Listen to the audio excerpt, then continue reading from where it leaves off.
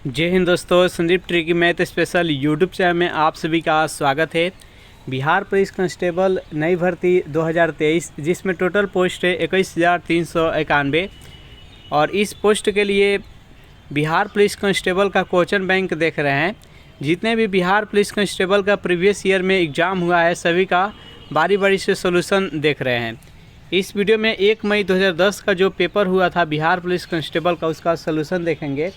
1 से लेकर 65 तक का प्रश्न देख चुके हैं। इसमें 65 से लेकर 100 तक का प्रश्न देखने वाले हैं। तो इस वीडियो को अंत तक देखिएगा। तो वीडियो स्टार्ट करते हैं और चलते हैं हम प्रश्न की तरफ। 66वां प्रश्न है आपके सामने, निम्नलिखित में से कौन सी भारतीय संविधान की विशेषता नहीं है?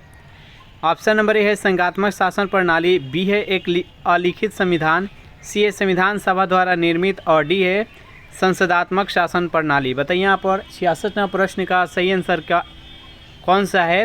भारतीय संविधान के निम्नलिखित में से कौन सा विशेषता नहीं है? तो यहाँ पर जो ऑप्शन नंबर बी दिया गया है कि यह एक अलिखित संविधान है, बिल्कुल ये गलत है। यानी भारतीय संविधान एक लिखित है। जो भी कैंडिडेट ऑप्शन नंबर बी के साथ जा रहे हैं बिल्कुल ही सही जवाब है। भारतीय संविधान विश्व का सबसे बड़ा लिखित संविधान है, याद रखिएगा। नेक्स्ट यहाँ पर 67वां प्रश्न है आपके सामने, उच्च न्यायालय के न्यायाधीश की रिटायरमेंट की उम्र क्या है? 60 वर्ष, 65 वर्ष, 56 साल और 62 साल। बताइए यहाँ पर 67वां प्रश्न का सही आंसर क्या है?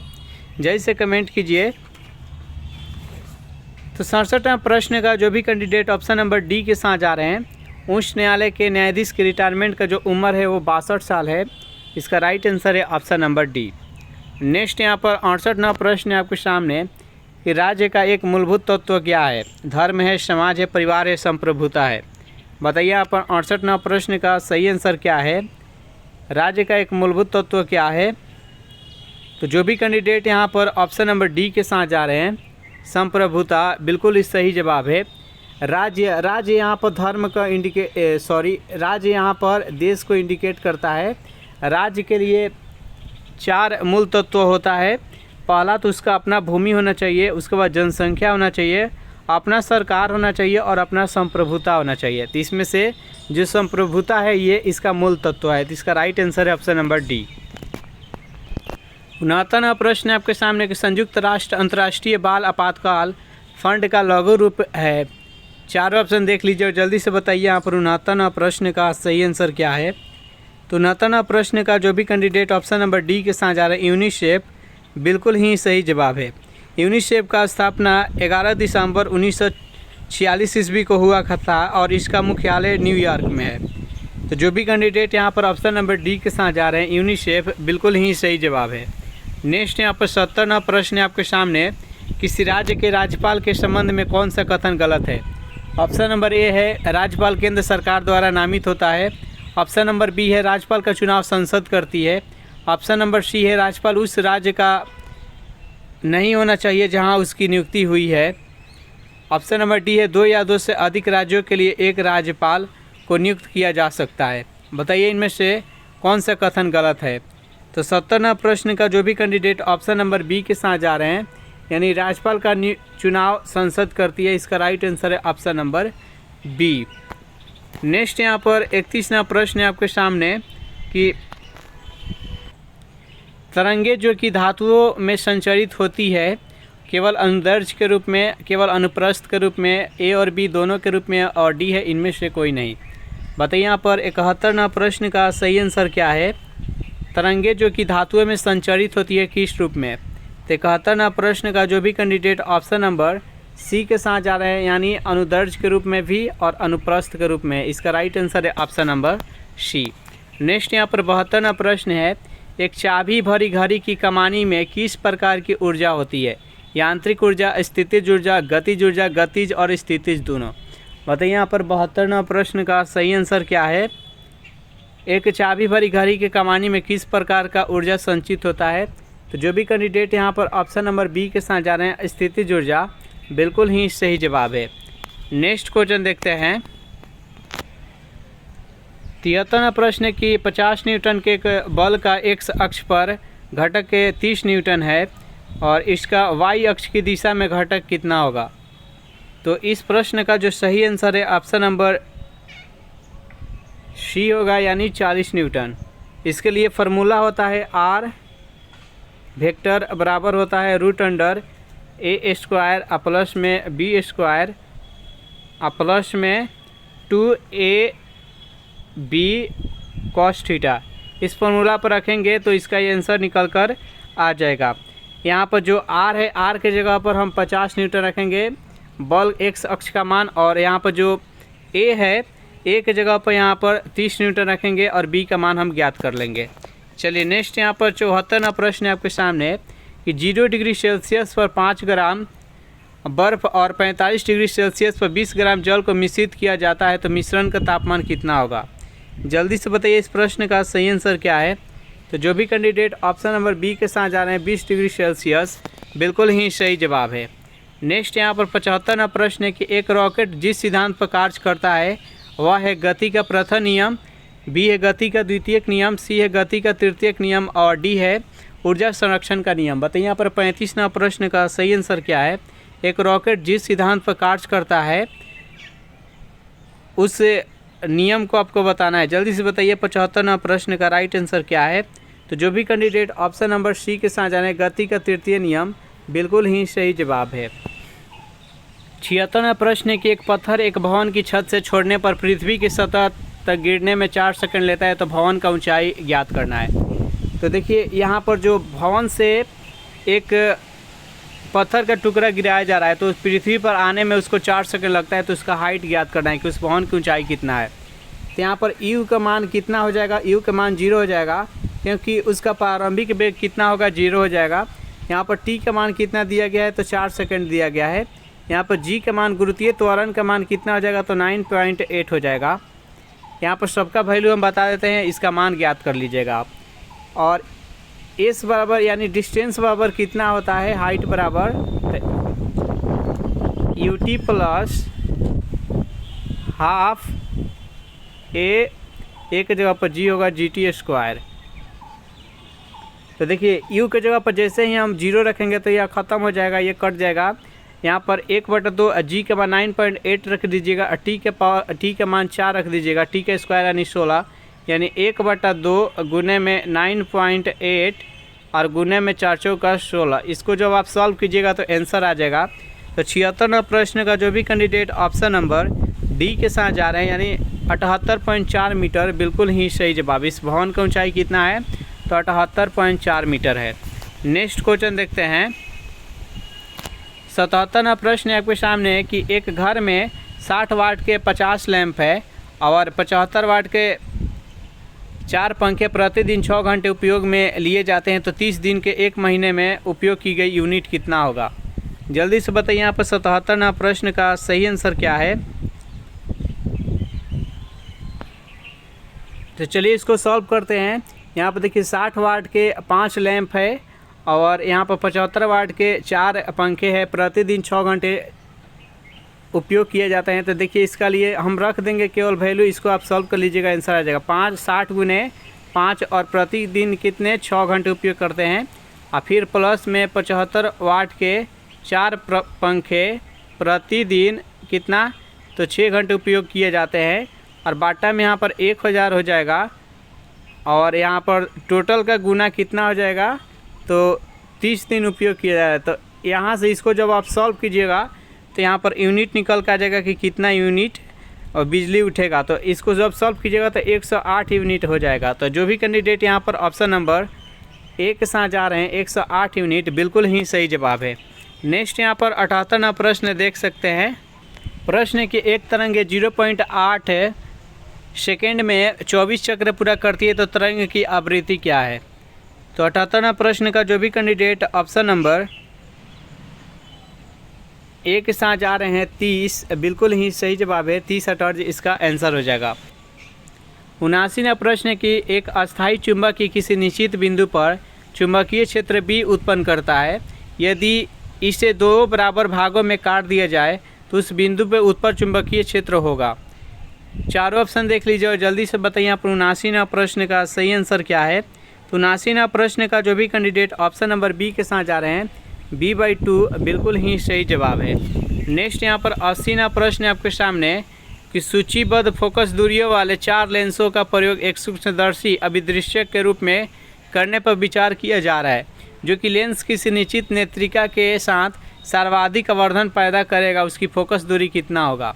चारों ऑप्शन देख लीजिए और जल्दी से बताइए यहाँ पर 80वां प्रश्न का सही आंसर क्या है। तो 80वां प्रश्न का जो भी कैंडिडेट ऑप्शन नंबर बी के साथ जा रहे हैं 5 mm बिल्कुल ही सही जवाब है। नेक्स्ट यहाँ पर 81वां प्रश्न है कि घरेलू खाना पकाने की गैस द्रवित पेट्रोलियम गैस में मुख्यतः रूप से होते हैं हाइड्रोजन एवं एसिटिलीन, मेथेन और एथेन, एसिटिलीन और कार्बन मोनोऑक्साइड, ब्यूटेन, आइसोब्यूटेन के द्रवीभूत रूप। बताइए यहाँ पर 81वां प्रश्न का सही आंसर क्या है। तो 81वां प्रश्न का जो भी कैंडिडेट ऑप्शन नंबर डी के साथ जा रहे हैं ब्यूटेन और आइसोब्यूटेन की द्रवीभूत रूप बिल्कुल ही सही जवाब है। नेक्स्ट यहाँ पर 82वां प्रश्न है कि रदरफोर्ड के अल्फा कण प्रकीर्णन प्रयोग द्वारा किसकी खोज हुई? प्रोटॉन की, इलेक्ट्रॉन की, इलेक्ट्रॉनिक कक्ष का, कोष की और डी है नाभिक की। बताइए यहाँ पर 82वां प्रश्न का सही आंसर क्या है। रदरफोर्ड के अल्फा कण प्रकीर्णन प्रयोग द्वारा किसकी खोज हुई? तो 82वां प्रश्न का जो भी कैंडिडेट ऑप्शन नंबर ए के साथ जा रहे हैं प्रोटॉन की, बिल्कुल ही सही जवाब है। नेक्स्ट यहाँ पर 83वां प्रश्न है कि वह सेल जिसमें विद्युत धारा का उत्पादन रासायनिक अभिक्रिया के फलस्वरूप होता है कहलाता है? विद्युत रासायनिक सेल, विद्युत अपघटन सेल, सांद्रण सेल और प्रकाश रासायनिक सेल। बताइए यहाँ पर 83वां प्रश्न का सही आंसर क्या है। 83वां प्रश्न का जो भी कैंडिडेट ऑप्शन नंबर ए के साथ जा रहे हैं विद्युत रासायनिक सेल बिल्कुल ही सही जवाब है। नेक्स्ट यहाँ पर 84वां प्रश्न है कि समांगी मिश्रण का उदाहरण इनमें से कौन सा है? गन पाउडर, पीतल, क्लोरोफॉर्म तथा जल, पेट्रोल तथा जल। बताइए यहाँ पर 84वां प्रश्न का सही आंसर क्या है। समांगी मिश्रण का उदाहरण कौन सा है? तो जो भी कैंडिडेट यहाँ पर ऑप्शन नंबर ए के साथ जाना है गन पाउडर बिल्कुल ही सही जवाब है। नेक्स्ट क्वेश्चन देखते हैं यहाँ पर 85वां प्रश्न है कि यहाँ पर जो दिया गया स्फटिक रासायनिक दृष्टिकोण से क्या है? इनमें से कौन सा स्फटिक रासायनिक दृष्टिकोण से है? तो 85वां प्रश्न का जो भी कैंडिडेट ऑप्शन नंबर ए के साथ जा रहे हैं सोडियम सिलिकेट, इसका राइट आंसर हो जाएगा ऑप्शन नंबर ए। सोडियम सिलिकेट का प्रयोग किस लिए किया जाता है? तो इसका उपयोग बहुमूल्य पत्थर के रूप में आभूषण बनाने के लिए किया जाता है। इसका राइट आंसर है ऑप्शन नंबर ए। नेक्स्ट यहाँ पर 86वां प्रश्न है कि जब मैग्नीशियम और क्लोरीन के बीच अभिक्रिया होती है तब इनमें से क्या बनता है? चारों ऑप्शन देख लीजिए और जल्दी से बताइए यहाँ पर 86वां प्रश्न का राइट आंसर क्या है। तो 86वां प्रश्न का जो भी कैंडिडेट ऑप्शन नंबर डी के साथ जा रहे हैं प्रत्येक मैग्नीशियम परमाणु 2 इलेक्ट्रॉन का त्याग करता है। इसका राइट आंसर हो जाएगा ऑप्शन नंबर डी। 87वां प्रश्न है आपके सामने वह तरल जो अक्षीकारक तथा अकारक दोनों के रूप में कार्य करता है। चारों ऑप्शन देख लीजिए और जल्दी से बताइए यहाँ पर 87वां प्रश्न का सही आंसर क्या है। तो जो भी कैंडिडेट ऑप्शन नंबर डी के साथ जा रहे हैं हाइड्रोजन परऑक्साइड बिल्कुल ही सही जवाब है। नेक्स्ट यहाँ पर 88वां प्रश्न है निम्नलिखित में से किस अणु में द्विबंधन है? चारों ऑप्शन देख लीजिए और जल्दी से बताइए यहाँ पर 88वां प्रश्न का सही आंसर क्या है। निम्नलिखित में से किस में द्विबंधन है? तो जो भी कैंडिडेट यहाँ पर ऑप्शन नंबर सी के साथ जा रहे हैं O2 बिल्कुल ही सही जवाब है। यहाँ पर डबल O है और इसके दोनों के बीच में यहाँ पर डबल बंध है, तो यह द्विबंधन के रूप में है। जो भी कैंडिडेट यहाँ पर सी के साथ जा रहे हैं बिल्कुल सही जवाब है। 89वां प्रश्न है कि दहन की क्रिया के लिए निम्नलिखित में से कौन सी शर्त आवश्यक है? चारों ऑप्शन देख लीजिए और जल्दी से बताइए यहाँ पर 89वां प्रश्न का सही आंसर क्या है। दहन की क्रिया के लिए निम्नलिखित में से कौन सी शर्त आवश्यक है? अदहनशील पदार्थ की उपस्थिति, दहन के अपोषक पदार्थ की उपस्थिति, पदार्थ के ज्वलन ताप की प्राप्ति और ऑक्सीजन की अनुपस्थिति। तो 89वां प्रश्न का जो भी कैंडिडेट ऑप्शन नंबर सी के साथ जा रहे हैं पदार्थ के ज्वलन ताप की प्राप्ति बहुत ही आवश्यक है। जो भी कैंडिडेट यहाँ पर ऑप्शन नंबर सी के साथ जा रहे हैं बिल्कुल ही सही जवाब है। 90वां प्रश्न आपके सामने यहाँ पर दिया गया है सी और परमाणु संख्या 6 और द्रव्यमान यहाँ पर 14। फिर यहाँ पर N7 यानी नाइट्रोजन का परमाणु संख्या 7 और द्रव्यमान यहाँ पर 14। यह किसका उदाहरण है? आइसो इलेक्ट्रॉन का, संभारी का, अपरूप का और समस्थानिक का। जल्दी से बताइए यहाँ पर 90 प्रश्न का सही आंसर क्या है। तो देखिए समस्थानिक में क्या होता है, जिसका परमाणु संख्या समान होता है और परमाणु द्रव्यमान अलग अलग होता है उसे समस्थानिक कहा जाता है। देखिए यहाँ पर परमाणु संख्या अलग अलग है, परमाणु द्रव्यमान समान है, तो यह समस्थानिक नहीं है।